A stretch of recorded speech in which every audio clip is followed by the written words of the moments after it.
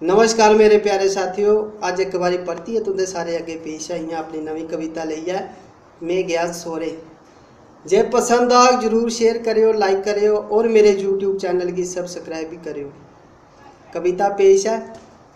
मैं गया सोरे, गोजे च नोट कोरे कोरे, दाढ़ी बनाई बाल रंगाए, रेड़ी परा दाऊं किलो सैंतरे तलाए, हत्था च किलो दाऊं फ्रूट, सुटिया लिशकना मुश्कना सूट, फगन दा महीना हा छुड़का दा पसीना हा, घरा चलिया कल मकला, अगे पुजी आउंदा महला, कां दिखी दिखी करला कुत्ता बड्डी बड्डी खा, कां दिखी दिखी करला कुत्ता बड्डी बड्डी खा, सारे आई कोल बेहिए खुशिए मेरे नोट लईए, दो दो चार चार सारे सुटे, कपड़े भी पाड़े बाल भी पुटे, छिमके छिमके फलियां पाइयां, जीजू जीजू सारियां कर लाइयां, रहिंदा खैंदा साले मकाया, चुक्किए मिगी खोली पाया, अखियां होइयां लालो लाल, बांदर आली होई चाल, आखन पुत्रा हुण सुना साड़ी कुड़ी की सतागा, मुड़िए होली पर साढ़े घर आगा, महा एक गलती करिए पिया इन्ना पछताना, मैं होली छुड़ी दियाली भी नहीं आना, अज्जे दिहाड़ी मिगी जान दिओ,